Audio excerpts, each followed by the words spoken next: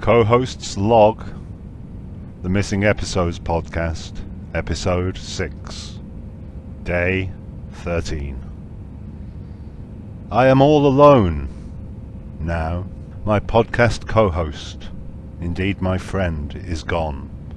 The future seems bleak. And to think this mission to the unknown, started with such optimism.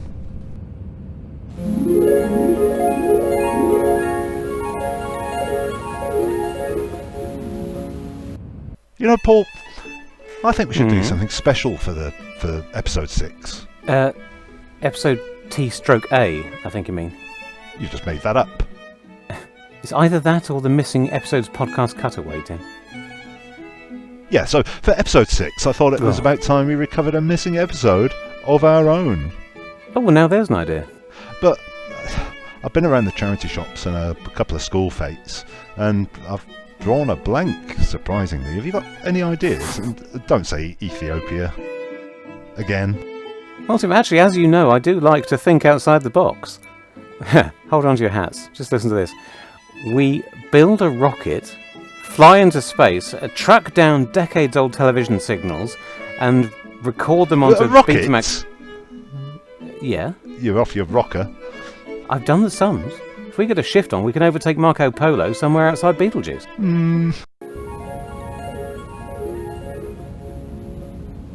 And that was how we ended up embarking on the first Doctor Who podcast expedition to outer space. At first, all went well. But by day 5, tempers were starting to fray. You can't claim to understand the Macroterra until you admit that the rough and tumble scene is frippery. It's not! It's integral to the plot and thematically resonant to boot! It can be both! On day 10, a heated dispute broke out over whether Wheel in Space was sold to Kaduna or Lagos. Well, Phil says, no.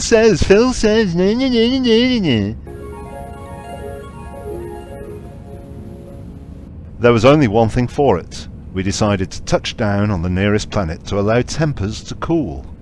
Paul stepped outside, slammed the door like a child, and that was the last I saw of him.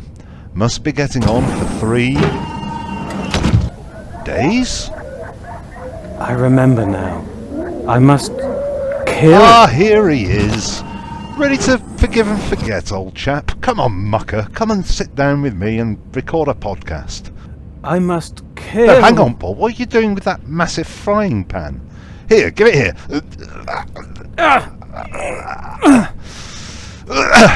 We'll need that for supper. I must kill... Must do what? You're always so bloody insistent all the time. I suppose it's about time the listeners found out what a bloody tyrant you really are. Paul? Where have you gone now? And why is there an 8-foot cotton plant in our spaceship? Paul? It's me. Here. What are you talking about, 8-foot cotton plant? Are you high again? No. It's all, fine. Shall we record? Oh, yes, let's. Oh dear, I've just pricked myself on something hanging off your, jumper? Ah, well.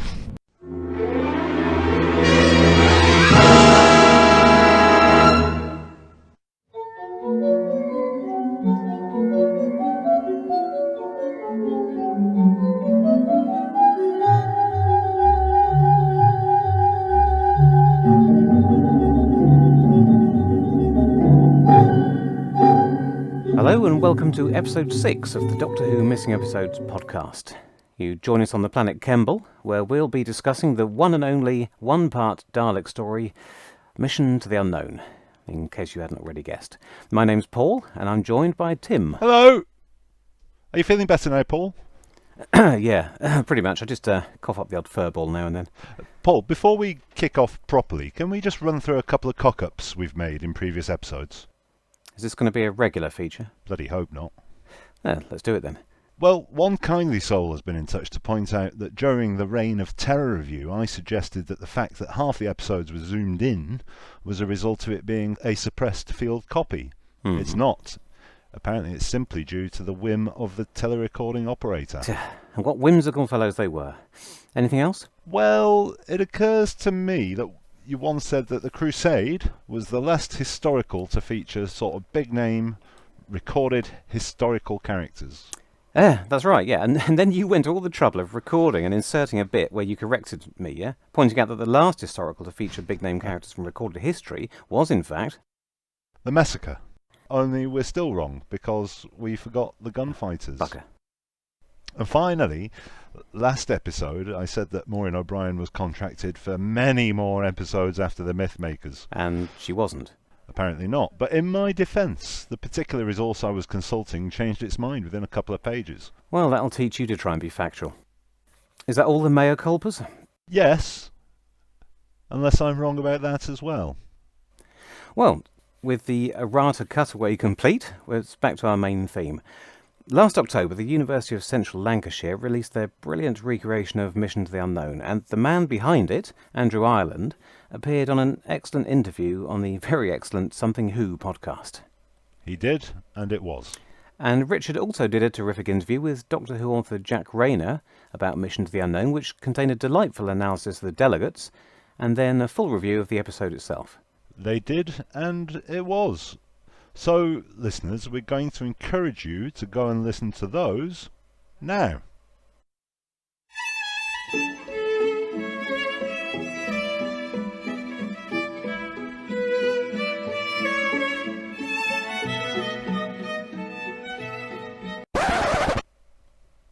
Have you listened? Have you? The keen observer will note that Paul and I also appeared on those, so we thought that our podcast here could be a companion piece. That's right. This is the very definition of required listening. Anyway, thankfully the lovely Andrew Ireland has agreed to save us from ourselves on this podcast, so should we get him out of his cryo chamber? Let's.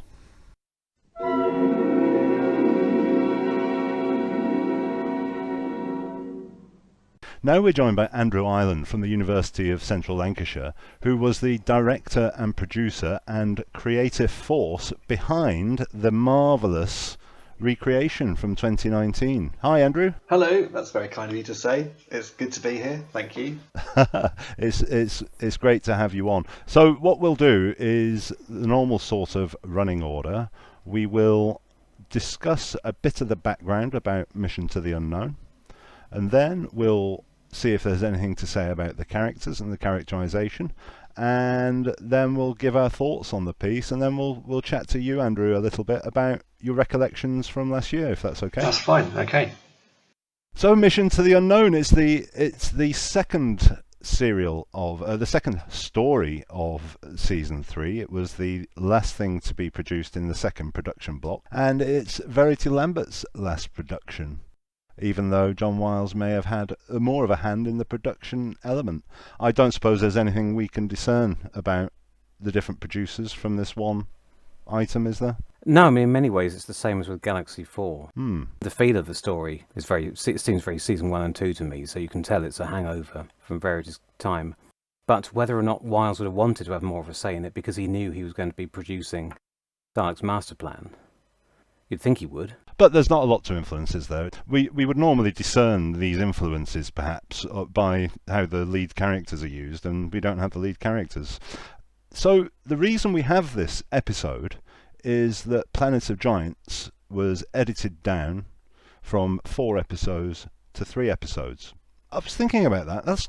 I'm quite mystified and impressed by that, in that this new-ish director, Douglas Camfield, comes in, and he's making big decisions. He would have had to get permission, but with the integrity of that story at heart, I wonder why other stories didn't receive the same treatment. Not naming names, but the censor rights could have lost a bit, couldn't it? Well, you do wonder, I suppose, at what point they made the decision, because I'm not sure when they decided to make it 3 episodes, not 4. I assume they filmed it all to make it into a 4-parter. Oh, definitely. You wonder what extent the directors actually had an input into the post-production process, because in a sense they're hired, as supposed to do the rehearsal and then the production, which is a week per episode, as we all know, and then possibly they don't have much input after that. Not sure, actually. It's quite an interesting point.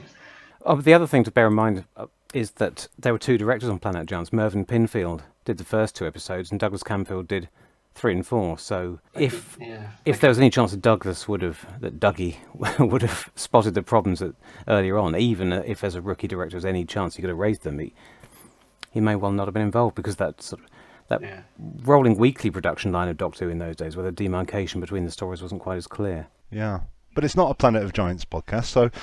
But talking of that rolling on, we've had this missing episode rolling on for, close to 2 years now, and somebody's spotted it as a gap in the bottom line on the accounts or something, and so we get this.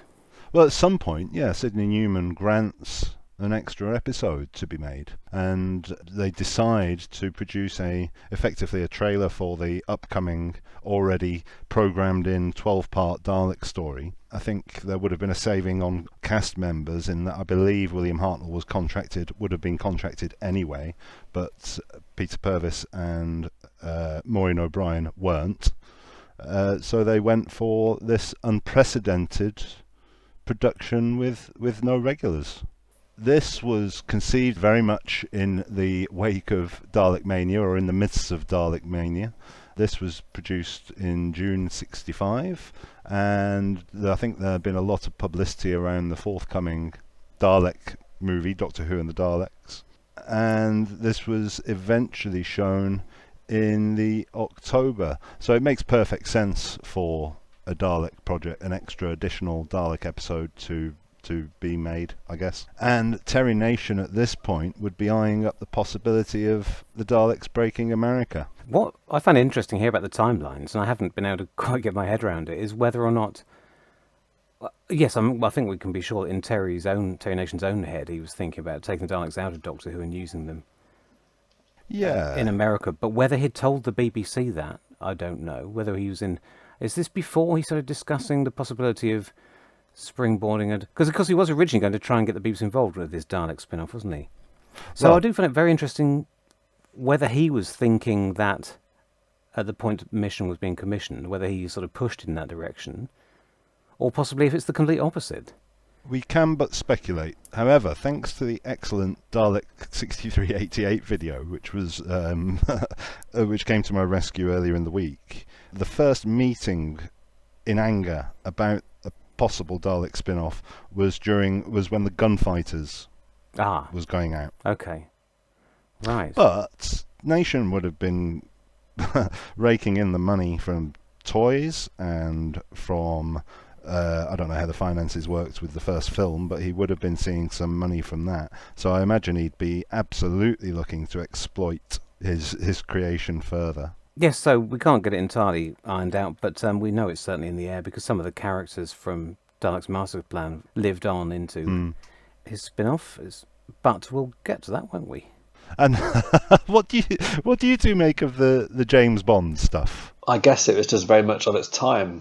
I think, Terry Nation was writing a lot, wasn't he, for different TV programs, along those sorts of lines, I guess, back in those days. And his scripts are always quite ambitious anyway, pushing Doctor Who quite far. So I think it was just to be expected. I assume at that point, the whole License to Kill thing was quite a big cultural sort of reference even then, I'm assuming. I found myself spending way too much time thinking about this. Back in October when we recorded the other podcast, I'd been thinking about it way too much, and I've been thinking about it more. There's still the question of whether the child audience of 1965 would be aware of it. Bond hadn't been on the TV. They wouldn't have been able to go to the pictures, so it's whether they would have read the books. But it's sort of useful in the plot, isn't it? And I wonder which came first. Because Corey had just killed Jeff Garvey, and he needs a way to explain that to the other character. Lowry. So the licensed... Thank you. 3 characters. It's only 3 names you have to remember. I'm useless on names. But he had to explain that to the other character in a way that made sense. And so it does serve a purpose in the plot for him to say license to kill. It is a bit trite, I suppose. It's a one-liner to explain that away, but on the other hand, it then sort of informs the character, doesn't it? You then have that in mind as you're watching the rest of the story. And possibly gave Edward D'Souza some, minor cues on how to approach it. It does. And he is very James Bondy at first, but you never see James Bond panicking like Corey does. No. Well, at the end. I guess if you're trying to tell a story in 25 minutes and you've got to tell the plot and you've also got to introduce characters, you have to do quite a few shorthand techniques. And I guess one of them is just to say, I'm a special security service agent licensed to kill. And then in a way, everyone sort of gets it. You don't need any more backstory. There's nothing else there, is there? He's much better at delivering exposition than James Bond, isn't he? He's very talkative. Mark Corey. Handily. Yes. I haven't told anyone else this. I don't know why I'm telling you now. But it's just the way things were going. Yeah. And then we've got a few Terry Nation favourites, or what would become favourites in there, haven't we? Man-eating plants for the second Nation story running. Jungle setting. Daleks in the jungle. I mean, it's brilliant, isn't it? Well, you could do it in the 1960s because you can create your jungle with a flat floor in a TV studio, which is perfect for Daleks to go over it. I want to talk to you about that in a while, if that's all right. That's fine. Not in a cutting you off way, but in a trailer for conversation down the line. Continuity with Daleks Master Plan. Are there any issues that we should be concerned about, or that stick out, or that the audience at the time might have been aware of? I say that because when I was a youth and I had my first impression of Mission to the Unknown, I used to turn my nose up at it a little bit, because there wasn't the continuity of the alien delegates, there wasn't the cast members in there, and for that reason it's been sort of neglected in my affections over the years. Well, there is as you say, the delegates being recast and looking a bit different. That could have been overcome quite easily, couldn't it? Yeah. But I guess in those days, in a way, they never thought that people would watch these things again. Yes. So again, it's a bit like, well, here are some characters that weren't really speaking anyway, apart from saying "agreed," that sort of thing. So they look roughly the same. So that's probably okay. Something which I always thought was very interesting, though, is Corey ends up being exterminated at the end of Mission to the Unknown, and he's next to his distress rocket, and he's holding this tape recorder with a tape in it. And I still don't quite understand what happens to him or the distress rocket. I know the Doctor finds the tape. Does the Doctor find the tape in the tape recorder, or just the tape? And where's the distress rocket, and where's Corey's body? Do we not know? Because I've just watched for the first time through the recon, through from, your version of Mission into the loose cannon Daleks Master Plan, and they've mocked up a very impressive Mark Corey skeleton. And I was assuming that was based on some sort of evidence that existed in the original version, but... Well, possibly. I'm just not sure, because it's not referenced in the soundtrack, is it? No. So either it's just a visual and the Doctor doesn't say, oh, what's happened to this poor fellow? It's just interesting. I think the lack of continuity is just to make things simpler, because anything it may have been a prerequisite they gave to Terry Nation, but the more ongoing elements that he introduced here, the harder it would be to bring them back 5 weeks later. But I do wonder, in terms of the storytelling, if it would have made more sense if Mark Corey had survived and taken the Brett Vian part, because at the opening of Daleks Master Plan is very sudden. We're in media res with the Brigadier and Brian Cant, and that could easily have been to let two people who've been in hiding for the previous 4 weeks.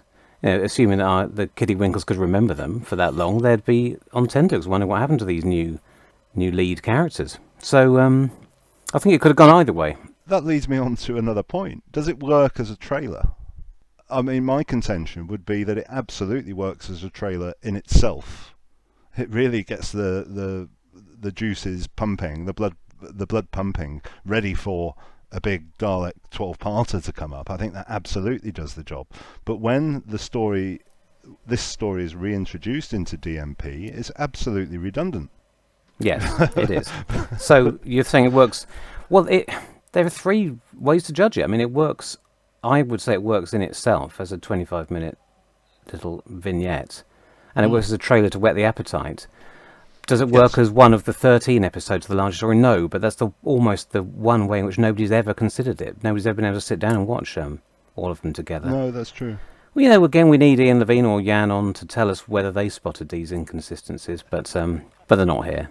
Well, it's not an inconsistency as such. It's just that when the tape is found in the jungle, the whole point of the tape was to warn the Earth that the Daleks were coming. Yes. But they already know the Daleks are there because the Brigadier, Brett Vion, is there in the jungle, aware of the Daleks, and knows all about the plan anyway. Yes, he's discovered the Daleks. The Doctor turns up and then discovers the Daleks. Yeah. So it's not the best kept secret. No, it's mildly redundant, isn't it? Yeah, I think so. Watching the tape fall from Mark Corey's hand at the end of Mission to the Unknown, it just reminds me of that. Does anyone remember in Jurassic Park where the bloke is trying to smuggle the dinosaur embryos off the island? He's killed and he falls to the ground, and the canister of embryos falls out of his hand. Yes. And we all think that's what the sequel's going to be about. Obviously, Jurassic Park 2 is going to be... the camera lingers on it for so long, you just think this is going to be really important now because it never comes back ever again. Well, not yet, anyway. Well, no. Jurassic Park 9. Brilliant. Jurassic World 9. Fantastic. Maybe it depends when Terra Nation was actually commissioned to write the Dalek Master Plan, and when did they decide to make this special extra episode? Because possibly he was already writing his plot, and then they said, we need another one, a one to go at the beginning. So he kind of just picked up some of his ideas and kind of like reconstituted them into some kind of like, extra prequel type episode. I think that's a very good thought, yes. That's often the problem with prequels, isn't it? That they're redundant because the reason they weren't written in the first place, people have said that for everything from the Phantom Menace to Henry VI Part 1. There wasn't a story that the writer wanted to tell originally, so when you go back and do it later, nobody's heart's ever really in it. I think what Mission to the Unknown does is like what's it called? An aperitif? Is that what it's called? An appetizer. Appetizer, yeah. It gives you a soupçon of the flavour of the main course whets to your come. appetites. And a amuse-bouche. Yes. Well, that's a first for Doctor Who podcasts, I think. No one's ever called Mission to the Unknown any of those things. Okay, let's have a quick natter about some of the characters we meet. I mean, there's no ongoing development of the characters to discuss as such. I found the two leads, Corey and Lowry, to be ever so good.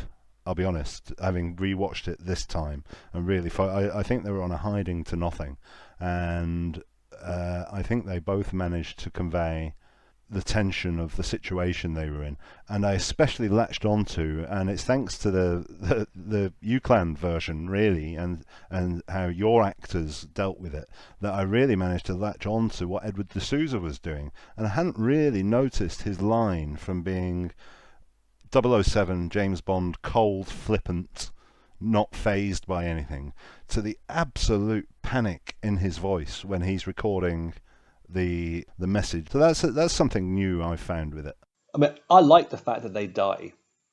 I think that's good. I think it's interesting.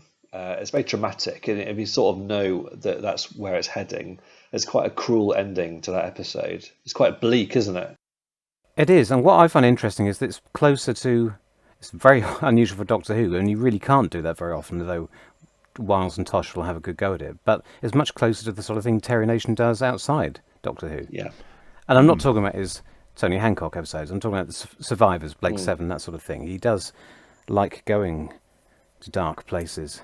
And we had seen in the end of Galaxy 4 just a little taster for the tone of season 3, and that the Dravins are dispatched pretty ruthlessly without a second thought, sort of thing, as the Rills happily escape.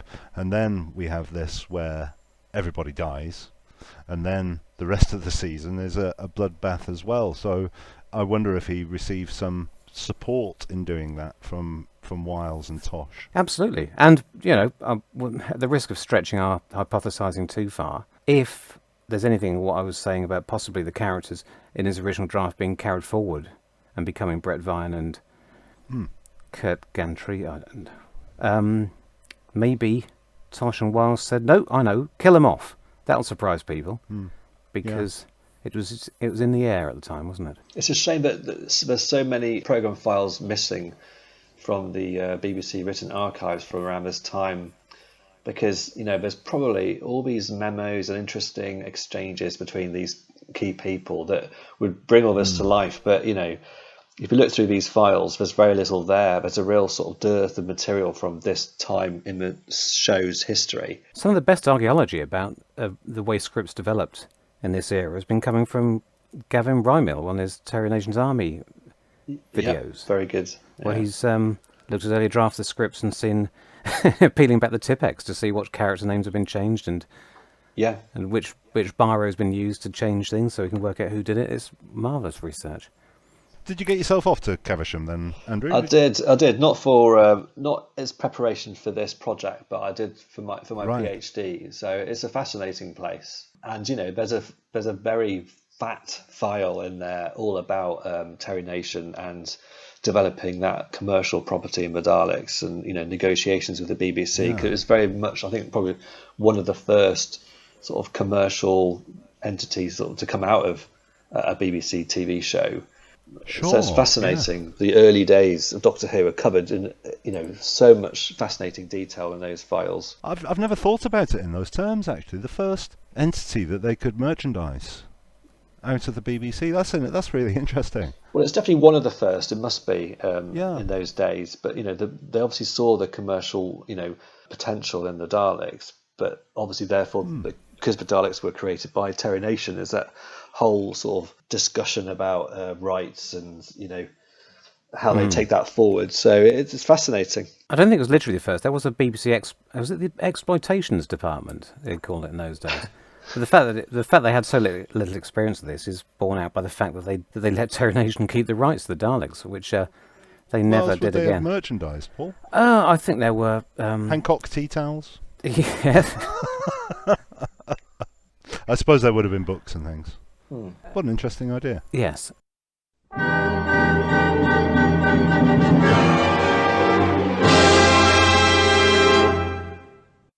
Andrew, it'd be really interesting to know, because you know Mission to the Unknown better than any other person alive on the planet, arguably.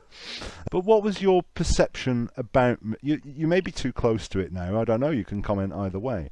But what was your perception of it as a fan before you started thinking about this project? Oh, I really liked it. I mean, like I say, I like the idea that you introduce some characters and then 20 minutes later, they're all dead. And it ends on quite a bleak point.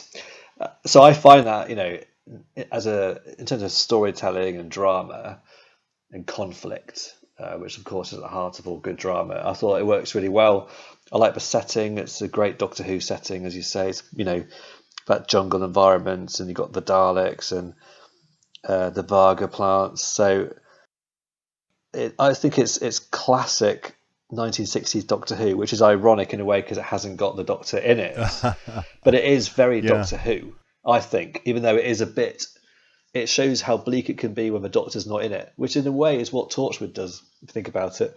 Torchwood is Doctor Who without the Doctor's presence, in a way. And it does push it a little bit more, doesn't it? It pushes the envelope on the violence and so on a little bit more. Yep, yeah, for once the Australian censors weren't being particularly squeamish, were they? They were right. This is hardcore stuff. Yeah. Paul? I'm enjoying this. I used to feel the same as you, Tim. We've discussed this before. Sorry anybody who's stumbled across one of our many previous discussions of this. I'm enjoying it more every time I watch it, and I used to overlook it for all the reasons you said. And I think, I did wonder, is this just familiarity? But I think it's because it keeps being reborn in versions that allow me to enjoy it more. The cartoon was a nudge in the right direction, but really it is thanks to Andrew here and his team that I'm finally seeing it as a piece of drama, not a strange footnote in the history of Doctor Who. One thing that struck me this time, it felt like it just suddenly struck me, it feels like an episode of Keys of Marinus, not tonally, but Terry Nation's very good at world building. It struck me as telling a nice little self-contained 25-minute story, and I suddenly thought, well, he's done this before. Hughes and Marinus has a series of these, much to Raymond Cusick's Shagram, but this could slip in there somewhere. It could be one of the worlds that he's asked to conjure up for 1 week only. Yeah. So it's Terry Nation playing to his strengths. Last time I talked about it, I was, to say the least, a bit lukewarm about it. Not the brilliant recreation and so on. I was rather lukewarm about it, but I found myself really focusing on it and enjoying it this time. Part of it, I think, as well, is in contrast to what you just said, Paul, in that I find some of the season 1 and 2 sci-fi a little bit naively written, and it's because of some of that world building that they attempt. You know, like Quinnes's of the Fifth Universe and so on. And so I don't enjoy the Daleks at the end when it all gets very confusing about universes, galaxies, Yes. numbers being thrown around willy-nilly. The solar system. The solar system, but numbers being thrown around willy-nilly. I think the Daleks have been empire building for 500 years by this point, and they are X light years away, which completely throws a major plot of the Daleks Master Plan under the bus, but we won't talk about that now. But focusing on the drama, and thanks to really focusing on the visuals that we now have, courtesy of Andrew and his colleagues, I really rather enjoyed the original and the recreation with that drama and with that tension of the plants closing in and them getting killed, and I really latched onto that this time. The tendency when we do these podcasts is to nitpick and enjoy things less because you're putting them under the microscope, but this is the opposite effect. So I've got a different perspective on it now, which is good, which I'm pleased about.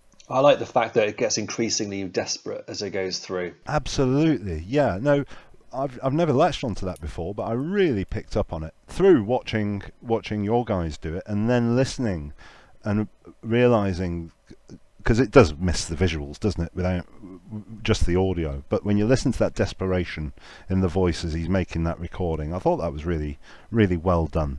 So hats off to Terry Nation, I think, for realising that. And it's very well constructed because it's doing clever more things and slightly more skillfully than he would normally be called upon to do in a single 25-minute episode, a serial episode. Just from the obvious fact that it's telling one story which comes to a conclusion, but also, you know, we've gone through it all before. All the things that carry forward. Yeah. The human story, the operatic science scale of the science fiction. It's a lot going on. Is it the story that has been now is now ironically available through more different... It's less missing than any other missing story, and indeed some non-missing stories. Because we've had the non-narrated soundtracks, we've had the narrated soundtracks, we've had a loose cannon reconstruction, we've had the brilliant Ian Levine animation, well, even though we've not had it, but we've had it, everyone's seen it. We've had the University of Central Lancashire version, and now someone else has had a go at dubbing the original soundtrack over the UClan one. Have you had a listen to that, Andrew? Have you had a look? I have had a look very recently. I saw it originally, a bit of it on Twitter quite a long time ago. A couple of scenes, I think, I saw on Twitter, and it's fascinating. I mean, it's, as someone who likes finding ways of bringing these things back to life that don't exist anymore, there's lots of different ways of doing it, and they've all got pros and cons. And, you know, people often talk about, well, can't you just use the original soundtrack and get actors to sort of like sync up to it? It just is not like that. It's not as simple as that. Because human beings, you know, they have to, in the moment, kind of respond to each other and the cameras and editing and stuff. And it's just not that easy to get them to mouth along. I mean, you know, see singers really struggle with it. So it's just a very different beast, really, to do it that way. But of course, in post-production, you can tweak things to have a go at it. And of course, I mean, our actors studied, you know, and listened to the soundtrack a lot to try to recapture as much of that original sort of pacing as possible. I was struck by how well they did. There are bits in where it's dubbed over, where obviously they've had to edit the soundtrack a little bit to fit the visuals, but there are bits which are unedited, and they're absolutely spot on. It's brilliant. Yeah. You had already told Richard that you'd shown your cast played your cast the original soundtrack to give them tips on the, I don't know, the tone of the acting, which I kind of hadn't picked up on, because when I first saw this redubbed version, I was astonished by how closely it fitted. But now it makes sense that without asking them to slavishly imitate it, because they'd been so imbued in the original, they'd picked it up naturally, hadn't they? Yeah, well, it's a balance. It's all a balance. I mean, they have to bring something of themselves to it for it to be like an authentic performance, but they are also bringing to it their own sort of echo of what they've been listening to help them prepare for the role, which is the original performances and the pacing of, Yeah. and the style of acting and so on. I'm interested to ask you more about this, because it is such an old-fashioned, almost dead style of acting. And I was going to ask you, how, before you played them, the soundtrack, what do you think their instincts were? Did they ever try the script before they'd heard the original? And did they think this dialogue's very heightened? How do we do this? Because acting has moved on, and people nowadays expect a bit more realism in the script for them to add extra realism in the performance. And I just wondering if there was any tension there. Well, that's fascinating. I don't think so. I don't think they ever did. I mean, certainly not when I was present, have a go at how this scene would work in a more naturalistic way. But as you say, it wasn't written in that way. So if the words of a dialogue are not written in that naturalistic way, it's very hard to sort of make it naturalistic. You'd have to sort of take the essence of the scene and then just kind of almost improvise to do something more sort of natural. So that it's written very much for that style of storytelling, and they clicked into it quite easily. And actually, it's more theatrical, so it is a theatrical type performance. I was going to say, had they done much theatre? Yeah. I suppose it would be mostly theatre, wouldn't it? Because they're from an acting course, which is a combination of like theatre and screen acting. So they understand the nuances of the different approaches, and this was definitely much closer to theatre. fascinating. I mean, I've said before, but you don't get it on the original audio at all. You sort of get Edward D'Souza's character switching from this James Bondy type RP character to the panicked one right at literally the death. And I was really impressed how your guys acted out the growing tension with their physicality. It's really what turned around my opinion of this story. So absolute hats off to yourself and them. I thought it was really good. Some people on the internet were very upset and offended on behalf of you and your actors that this redubbed version existed. But I mean, I think it's nice to have yet another one. I think it's nice to have a sixth different version, and it certainly is not going to replace yours. It's nice to have yet another chance. Yeah, to view it. It doesn't offend me because I was interested in it and how well it might work or not. I think you do have to do a lot of work to it to make it feel real. And being lower res and black and white probably helps because you're not so taken by lip sync issues. But, I suppose in terms of authentic performance, I would always err on the side where it's our recreated soundtrack. But as an option to watch it with the original soundtrack, I understand that would appease some fans who think it's absolutely outrageous to not use the original soundtrack. Yours is a proper piece of art, but I think the redubbed version rises slightly higher than a mere curiosity, which I wouldn't have expected it to. And as you said, if you'd set out to do if this had been your aim from the beginning, to get a troupe of actors to mime to the original soundtrack, it would never have worked and been an exercise in futility. But as an unintended side effect, it's quite an amusing thing to have. Well, in a way, it demonstrates that we, I think, were fairly successful in recreating, not just doing our own version, but trying to recreate as authentically as possible the original. So it should match up fairly well, if you see what I mean. And the whole the edit of the project was, which I did on my laptop. Started with the original soundtrack on some of the soundtracks in the editing program, layering on top the different scenes to try to, as far as possible, stick to the original durations of each scene. Right. So the overall thing is the same. How do you think that helps? I mean, I'd have thought off the top of my head that it might mean you'd hold on some things longer than you would do if you're editing it with a modern sensibility. Yes, I think that is true. And again, as an editor, there's a slight conflict there in yourself to try to, you're trying to make something which is going to work in its own right, but also the principle of the whole project was to fill a gap on the shelf in the archive. So as close as we could get it with all the logistics we were grappling with, the better. So if we could, extend something or wait on a shot longer because that's how it was, then we should. And the one scene where we could do that entirely was the scene with the Daleks in their control room, because that was basically Daleks talking to each other in a model set. So that scene is, beat for beat the same, even though it means that there's a few shots where you think you would naturally cut slightly sooner, but didn't, because it's supposed to be the same pace as the original. Yep. Clive Doig up in the Vision mixing box, or whoever it was by then. You have to try and put yourself in their mindset. Can I pick up on a point that you raised on Richard's fantastic interview? And I don't want you to go through every line of your PhD, but I found it utterly fascinating, the concepts of your PhD, that using 60s production methods removes shackles of modern production methods in storytelling. Could you explain that for me? I find it fascinating. Well, in a way, if you're trying to tell a story, stories are about people. It's about human nature.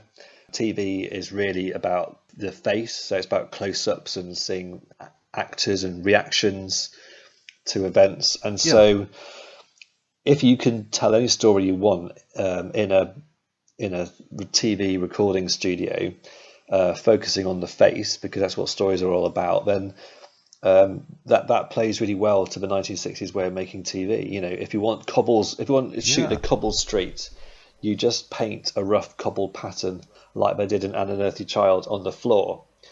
But nowadays, you'd have to go on location and find a cobbled street. And all the expense and the cost of shooting on location with generators and controlling the weather and lighting and all that. But nighttime on a cobble street in 1963 was basically a black drape, a light, and a bit of paint on the floor, and it works. But nowadays it's a night shoot, which is expensive on location. And you have more faith in your audience back then, I suppose, in that you have faith in their ability to suspend their disbelief and forgive production values and to be able to imagine what's going on. I think if you have at the heart of it an authentic performance and it's about the story, then I think the audience will forgive that sort of thing. But to be fair, when they go into that junkyard in 1963, well, it looks like a junkyard in 1963. It doesn't look like a studio set, does it? I don't think it does. Yeah. I think it looks good. No, it doesn't. No, prehistoric Earth looks like prehistoric, whatever it's, and we can make a direct comparison there, because when they revisit that junkyard in Remembrance of the Daleks and Attack of the Cybermen, it never looks anywhere near as impactful as it does. That's true. The first That's time very around. true. Yeah. That's why a lot of film buffs still prefer the early days of cinema with studio sets, because you could control absolutely everything.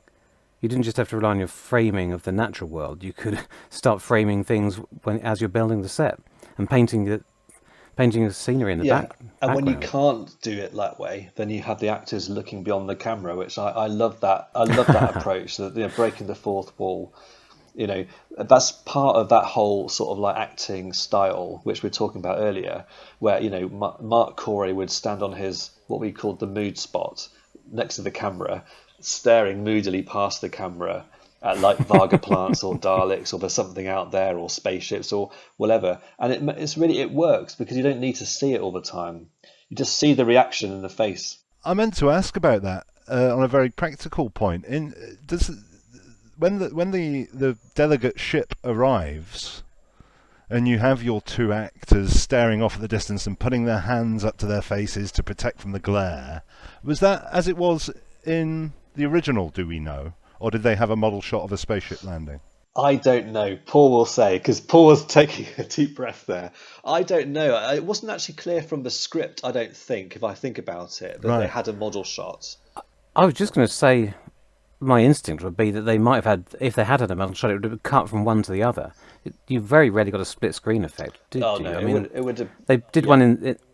They would have. They would have. It would have So- been like in the Dalek Invasion of Earth, I guess, when they stand in the ruins. It would have been like that if they had one at all. I don't know. Sure. Sorry, I know that's slightly besides the point, but it did occur to me to ask about whether there would have been a model shot in there. I don't suppose you got a chance to talk to Peter Purvis or Edward D'Souza about any of these points, to ask them if it reminded them of the way TV was made. Oh Back yeah, in I the mean, day? I had lots of conversations with them about it. I mean, Edward D'Souza walked into our set, and he said it just took him right back. I mean, he hasn't. To him, it was like 1 week's work, an awful long time ago. But he said when he walked onto that set, it was just like being there back in the day, and all these memories came back, which is lovely. That's wonderful. Yeah. Lovely. And of course, Peter Purvis is quite a buff on television production techniques himself, isn't he? He's always taken interest in the behind the camera side. Of it. Absolutely. Yeah, no, he was very interested in how we were approaching it, and he thought we were doing it in an authentic way. But I think a lot of people who were involved in production back then would believe that, in a sense, we have lost something by moving away from that style of production. Huge amounts of drama was churned out, storytelling. Whereas now, well, Doctor Who is the classic example. It's now taken them 2 years to turn out not many episodes compared to what they were doing, because they have to spend so much longer doing it because of the high definition and location filming and increased audience expectations, of course, as well. It's very true. I had the misfortune of listening to a podcast about I, Claudius, which is absolutely it's one of the greatest TV dramas of all time. And the first thing that these commentators said on each episode was to knock the production values, knock the makeup, knock the sets and all that sort of thing, which I thought was quite a sad statement on audience expectation, to be honest. Well, in those first few weeks of like I always say, the first few weeks of Doctor Who's production, they went from like present day London to 100,000 BC or whatever it was, and then they went to a petrified forest on an alien world and a metal city, jungles, swamps, all within that little tiny TV studio. Whereas when they brought back Doctor Who in 2005,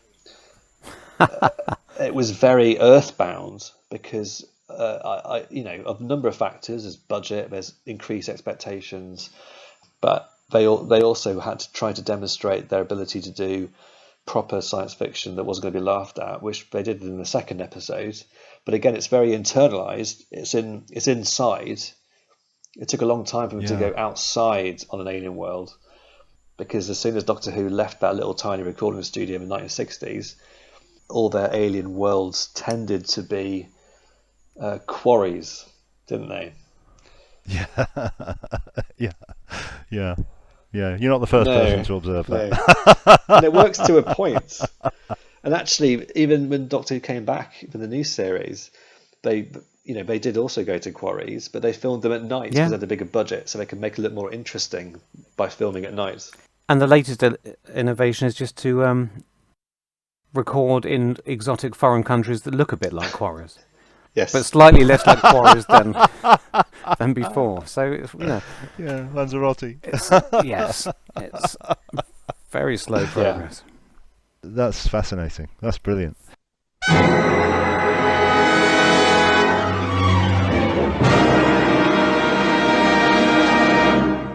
Do you have any reflections now on it, with 9 months' perspective of the publicity side of things and the launch and so on? Yeah, I mean, I was, as you know, I was very involved in it, and it meant an awful lot to me, and it was a great way of bonding a lot of staff and students. And so from that perspective, as a sort of student experience type project, I think it was very successful, and I was very pleased that the BBC supported it and that the fan community, on the main embraced it.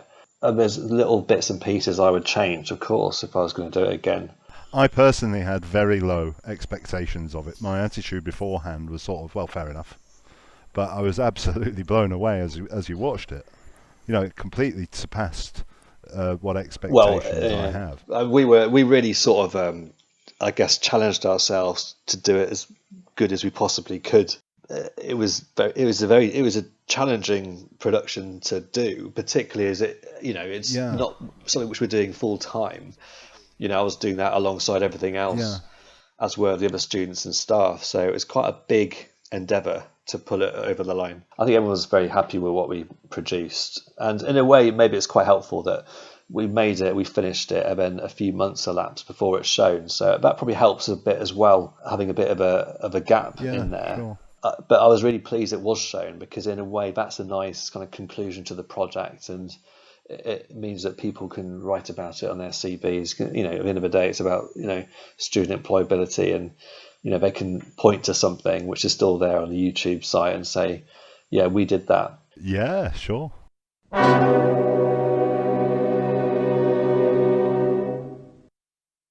Well, thanks very much for that, Andrew. Fascinating perspectives.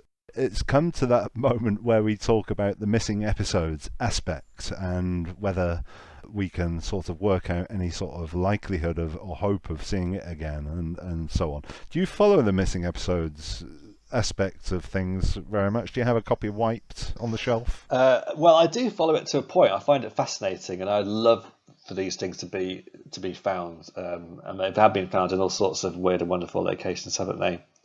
So always keep your fingers crossed. Indeed.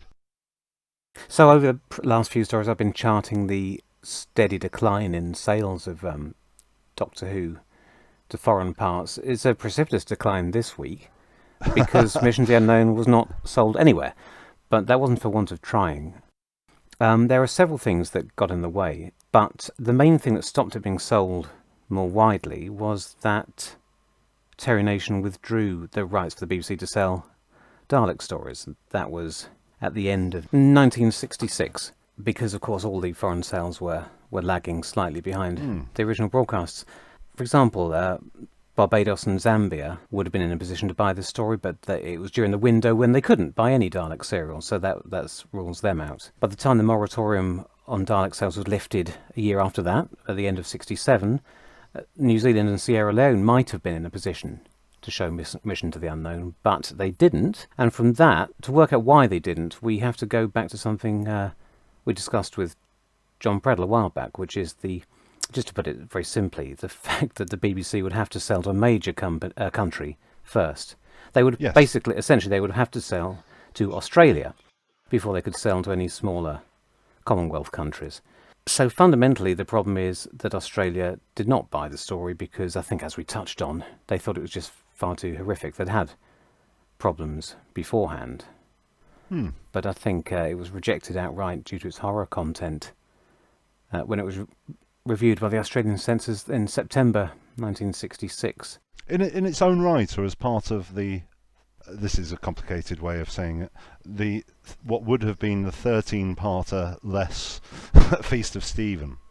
Interesting question. Its horror content. Interesting question. They were offered a block of stories: Galaxy 4, Mythmakers, Mission, and Daleks Master Plan in March 1966. So I'm not sure. I'm not sure whether they would have considered showing this. I think this was rejected, and Daleks Master Plan was rejected. So it's 6 of one and half a dozen of the other. What a shame they didn't buy it, edit bits out of it, and then we could have found the film trims. Oh, absolutely, because of course it would have been all the best bits, wouldn't it? Not to sound too bloodthirsty. So I mean, yes, the fate of this story is tied up with Daleks Master Plan, but there's plenty more to say on that subject, which we'll be getting to fairly soon, won't we? So indeed, Bond stores. Bond stores. Bond stores are not something I'd ever heard of before, like Kaduna and Joss and Bond stores. I've learned so many arcane terms in the Missing Episodes world. Indeed. So we don't know what happened to it. The print would probably have been returned from the ABC back to the BBC Sydney office, but much with Master Plan, its whereabouts after that are a continuing mystery. There's another possibility, another interesting possibility. Ooh. We haven't really discussed Singapore yet, and the risk of getting us all completely out of order, we will be coming on to Singapore in relation to Season 3 as a whole later. Don't worry, Fact fans. But in relation to this story in particular, there's no evidence that Singapore did buy and show Mission to the Unknown, but it is a possibility, because if researchers, such as the estimable John Preddle, have looked at the number of weeks in which Doctor Who was broadcast in Singapore, and there is a gap. If you count the number of weeks, there is a gap, which means it could have been shown in its correct slot between Galaxy 4 and Mythmakers. A one-episode gap? Yes, which it would have to be, wouldn't it? Yeah. Yeah, it's not a 0-episode gap or a 2-episode gap. It is a 1-episode gap as required, but there is no evidence. The lack of evidence for the sale itself isn't conclusive, but there's no evidence for even of payments. John particularly flags up the fact that you would need clearance for the stock music.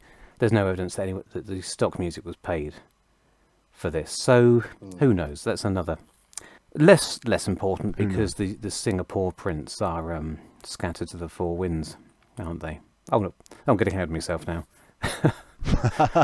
That may well prove to be the case when we come on to that, listeners. I don't suppose we need worry about the sense of the storytelling, because some, having Mission to the Unknown show and not having Daleks Master Plan, because some broadcasters didn't give a hoot about it. No. Indeed, in Singapore, it was shown wildly out of order, wasn't it? Do we have any information about what the audiences were like in the 60s and the 70s when they were showing these Doctor Who episodes overseas? Were they well watched? Do you know what? I have no idea, and I would love to know that. I would like to know who these people were. I'd love to know what the context was for it. What was there someone there taking photographs of the television screen, like there were over here, because there. Just today, John Preddle has updated his research on Nigeria, and he's reminded us that it was considered quite a hit, Doctor Who in Nigeria, in the late 60s. So, and there's a link to a Nigerian forum where it's all related to the recovery of Enemy and Web, and this is from 2013. But there are a lot of very fond reminiscences of the much earlier showings of Tom Baker stuff, for instance, and it was a hit. Well, the 60s ones, I guess at that point they dubbed them, didn't they? They dubbed them into the foreign languages. Yes. Yeah, where necessary. Right. So that's a different avenue to explore. I'm sure it has been explored about who the actors were who did the redubbing. Because if it got to that point, we might know whether it was more likely broadcast or not. And just to bring things to a conclusion, despite not having sold for a variety of reasons, Mission to the Unknown was still available for sale until 1974 at the very latest. Bizarre, that, isn't it? The BBC Enterprise's summary from that year suggests that Mission, Galaxy 4 and the War Machines were still available for sale. They were the only 3 Season 3 stories that were. So all a bit random. I mean, it's very odd to be... It seems odd to be offering Mission when you're not offering Daleks Master Plan, but they just wanted a little bit of money, didn't they? Anything that they could squeeze out of these... Well, without recourse to facts, because it's not something I like to do, that sort of puts a more positive light on Singapore again, doesn't it? Because they were showing stuff out in any old order. If they were desperate to get whatever they could. Anyway. It's such a muddle, this. But even though it was available for sale, in theory, whoever bought it would have had to pay the full premium price, the Australian price, which is probably why Nigeria didn't go for it. Yeah. Because the ones they did buy late in 74... they got a bargain price because the quota had already been covered, hadn't it? But as they've waited for so long, they can now watch the excellent University of Central Lancashire reproduction for free. How wonderful to be able to end on a happy note for a change. For free, yeah. Yeah. Goodness me. How often can you say that in this avaricious world? Yes.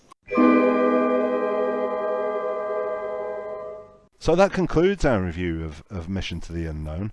Andrew Ireland, thank you so much for joining us. I think you provided some absolutely fascinating insights there. So, my pleasure. So thanks so much. Thank you to you as well, I suppose. I enjoyed talking about Mission to the Unknown more every time I talk about it. Though having said that, let this be the last. And of course, thank you to you, our listeners. We've had a tremendous amount of support in especially recent weeks, but since we began this project, and it means a great deal. You can find me on Twitter at Doctor Who Podcasters with a DR. Paul is at Mr. Paul Morris. We also have a Facebook page by the name of Doctor Who and the Podcasters. So do get in touch. We'd love to hear from you. And in the meantime, we'll be back very soon to talk about the myth makers. Bye!